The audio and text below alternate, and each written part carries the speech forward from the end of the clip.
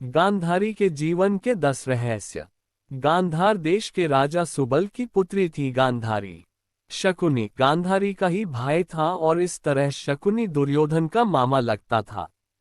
गांधारी के बारे में काफी कम प्रचलित कथाएं हैं, फिर भी आज हम गांधारी के जीवन के ऐसे 10 रहस्य बताएंगे जिन्हें जानकर आपको आश्चर्य होगा। 1. गांधारी की इच्छा के विरुद्ध विवाह। महाभारत में बताया गया है कि गांधारी ने धृतराष्ट्र से विवाह मजबूरी में किया था और इसका कारण भीष्म थे। भीष्म ने अंधे धृतराष्ट्र का गांधारी के साथ बलपूर्वक विवाह कराया था। 2. धृतराष्ट्र से पहले बकरे से विवाह। कथाओं के अनुसार गांधारी का विवाह धृतराष्ट्र से करने से पहले ज्योतिषियों ने सलाह दी कि गांधारी के पहले विवाह पर संकट है, अतः पहला विवाह किसी और से करके फिर दूसरा विवाह धृतराष्ट्र से करें। इसलिए गांधारी का विवाह पहले एक बकरे से कराया गया था और बाद में उस बकरे की बलि दे दी गई थी। इस कारण गांधारी प्रतीक रूप में विधवा मान ली गईं और बाद में उनका विवाह धृतराष्ट्र से कर दिया गया। 3. आंखों पर बांधी काली पट्टी। इससे संबंधित 2 कथाएं प्रचलित हैं। पहला ये कि गांधारी को पहले से ही पता था कि उनका होने वाला पति अंधा है, और दूसरा ये कि विवाह के बाद जब उन्हें पता चला कि मेरे पति अंधे हैं तब उसे पता चला कि उसके साथ धोखा हुआ है, इसीलिए उसने अपनी आंखों पर पट्टी बांध ली। पहली कथा के अनुसार गांधारी ने पतिव्रत का पालन करते हुए अपनी आंखों पर जीवन भर पट्टी बांधी थी। इस वजह से गांधारी का संसार की पतिव्रता नारियों में विशेष स्थान है। 4. धृतराष्ट्र को हुई गलतफहमी। गांधारी एक विधवा थी, ये सच्चाई बहुत समय तक कौरवों को नहीं पता चली। ये बात जब धृतराष्ट्र को पता चली तो वे क्रोधित हो गए। उन्होंने समझा कि गांधारी का पहले किसी से विवाह हुआ था और उन्हें धोखा दिया गया है। धृतराष्ट्र ने इसका दोषी गांधारी के पिता राजा सुबाल को माना। इसलिए धृतराष्ट्र ने गांधारी के पिता राजा सुबाल को पूरे परिवार सहित कारागार में डाल दिया था।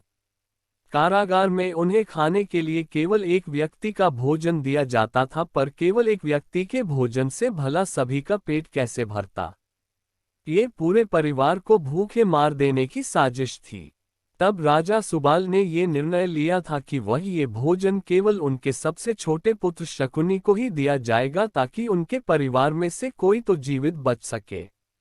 ये भी कहा जाता है कि विवाह के समय गांधारी के साथ उनका भाई शकुनी और आयु में बड़ी उनकी एक सखी हस्तिनापुर आई थी और दोनों हस्तिनापुर में ही रह गए थे। 5. दिव्य शक्ति थी गांधारी में। गांधारी भोले शंकर की परम भक्त थी। शिव जी की तपस्या करके गांधारी ने उनसे यह वरदान पाया था कि वह जिसको भी अपने आंखों की पट्टी खोलकर नग्न अवस्था में देखेगी, उसका शरीर वज्र का हो जाएगा। युद्ध से पहले गांधारी ने अपनी आंखों की पट्टी खोलकर दुर्योधन के शरीर को वज्र का करना चाहा, लेकिन कृष्ण के बहकावे के कारण दुर्योधन ने अपने गुप्तांग को पत्तों से छिपा लिया था, जिसके चलते उसके गुप्तांग और जांघें वज्र के समान नहीं बन पाए। इसी कारण महाभारत के अंत में भीम ने गदा से दुर्योधन की जांघ पर प्रहार किया और दुर्योधन मारा गया। 6. गांधारी के पुत्रों के पिता नहीं थे धृतराष्ट्र। गांधारी के पुत्रों को कौरव कहा गया, लेकिन उनमें से एक भी कौरववंशी नहीं था। धृतराष्ट्र और गांधारी के 99 पुत्र और एक पुत्री थी जिन्हें कौरव कहा जाता था, पर गांधारी ने वेदव्यास से पुत्रवती होने का वरदान प्राप्त कर किया था। इस वरदान के चलते ही गांधारी को 99 पुत्र और एक पुत्री हुई थी। इन सभी की उत्पत्ति 2 वर्ष बाद कुंडों से हुई थी। गांधारी की बेटी का नाम दुःशिला था। गांधारी जब गर्भवती थी तब धृतराष्ट्र ने एक दासी के साथ सहवास किया था, जिससे युयुत्सु नामक पुत्र का जन्म हुआ। इस तरह कौरव 100 हो गए। 7. कुंती से थी गांधारी की प्रतिद्वंदिता। कुंती के पुत्र पांडव और गांधारी के पुत्र कौरव थे। दोनों ही एक ही महल में रहती थीं, लेकिन राजगद्दी पाने के लालच में दोनों में अप्रत्यक्ष रूप से प्रतिद्वंदिता रहती थी। जिस तरह कुंती ने संघर्ष किया, उसी तरह गांधारी ने भी संघर्ष किया। फिर भी दोनों ही महिलाएं एक दूसरे के सुख दुख में साथ देती थीं। 8. पुत्र और भाई से विवश गांधारी। शकुनी ने गांधारी व धृतराष्ट्र को अपने वश में करके धृतराष्ट्र के भाई पांडु के विरुद्ध षड्यंत्र रचने और राजसिंहासन पर धृतराष्ट्र को कब्जा जमाने को कहा था। शकुनी की जब ये चाल किसी भी कारण से सफल रही हो, उसका सम्मान और बढ़ गया।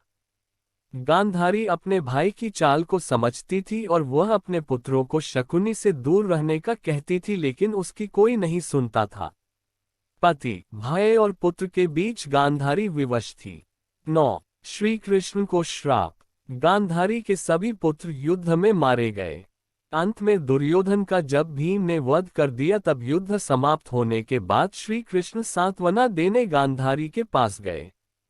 गांधारी अपने 100 पुत्रों की मृत्यु के शोक में अत्यंत दुखी थी। श्री कृष्ण को देखते ही गांधारी ने क्रोधित होकर उन्हें श्राप दिया कि तुम्हारे कारण जिस प्रकार मेरे 100 पुत्रों का नाश हुआ है, उसी प्रकार तुम्हारे वंश का भी आपस में एक दूसरे को मारने के कारण नाश हो जाएगा। श्री कृष्ण ने गांधारी से कहा, देवी, मैं आपके दुख को समझ सकता हूँ। यदि मेरे वंश के नाश से आपको शांति मिलती है तो ऐसा ही होगा।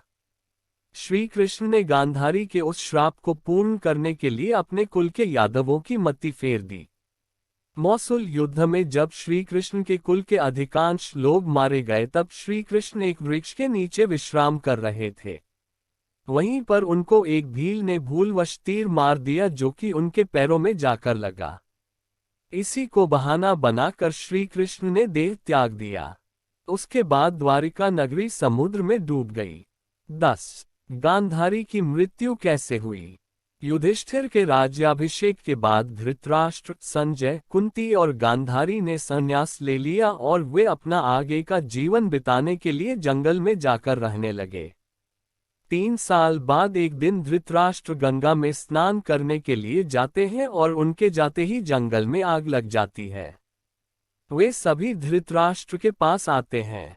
संजय उन सभी को जंगल से चलने के लिए कहते हैं, लेकिन दुर्बलता के कारण धृतराष्ट्र वहां से नहीं जाते हैं। गांधारी और कुंती भी नहीं जाती है।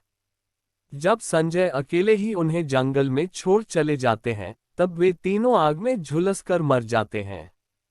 संजय उन्हें छोड़कर हिमालय चले जाते हैं, जहां वे एक सन्यासी की तरह रहते हैं।